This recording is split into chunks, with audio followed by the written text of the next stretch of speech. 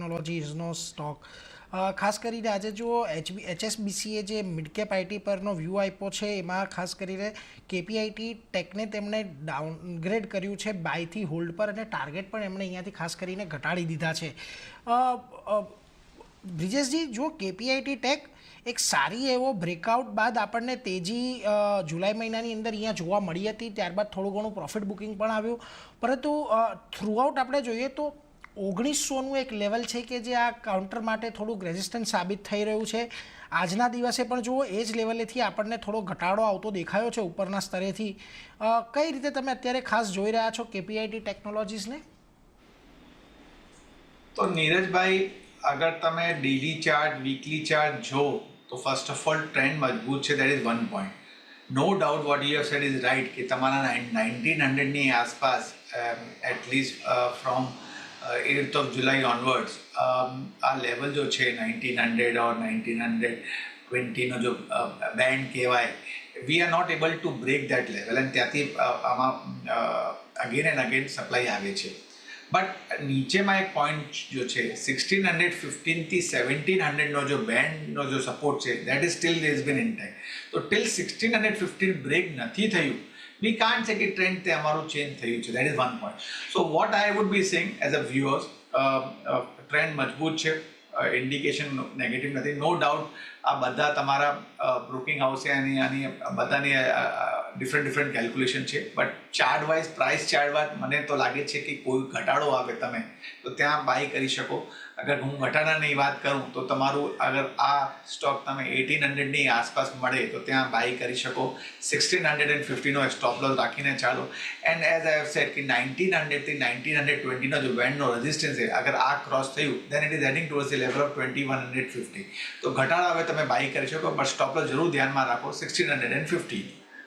Okay, તો ઘટાડો આવે છે ત્યારબાદ KPIT ટેકમાં ખરીદારીનો વ્યૂ રાખવાનું સલાહ બનતી દેખાઈ રહી છે. સ્ટોપ લોસ જે ખાસ ધ્યાનમાં રાખવાનો છે 1650નો છે. ટાર્ગેટ 1900થી લઈને 1920 સુધીના બનતા દેખાઈ શકે છે, અને 1920 જો ક્રોસ કરે છે તો પછી 2150 સુધીના લેવલ્સ પણ આપણને કાઉન્ટર બતાવી શકે છે.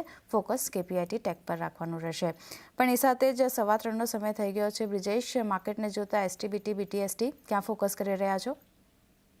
તો BTST છે ઓવરઓલ તમારા, હું અગર કહું કે ટ્રેન્ડ સ્ટીલ પોઝિટિવ સાઇડમાં છે.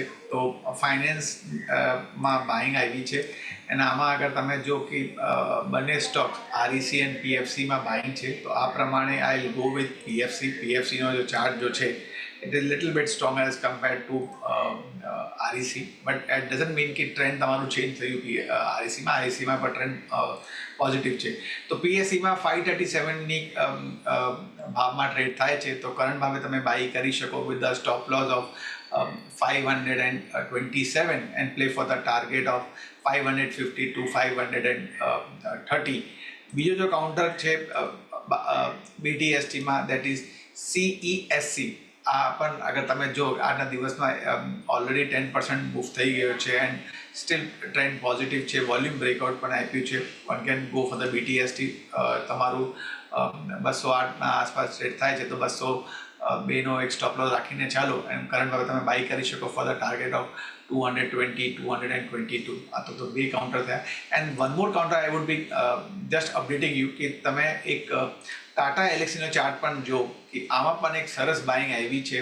એન્ડ તમારું 9014ની આસપાસ ટ્રેડ થાય. કાલે if I am not mistaken કાલે 10% 13%નો બ્રેકઆઉટ હતો, આજના દિવસમાં 17% ટ્રેડ કરે છે.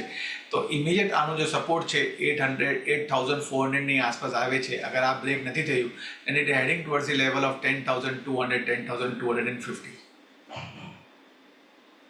ખાસ કરીને 3 કાઉન્ટર ફોકસમાં રાખવાના છે. સૌથી પહેલાં PFC ખરીદારીની સલાહ અહીંયા બનતી દેખાઈ રહી છે. BTST કરીને ચાલી શકો છો. સ્ટોપ લોસ જે ધ્યાનમાં રાખવાનું છે PFC માટે 527ની આસપાસનો છે.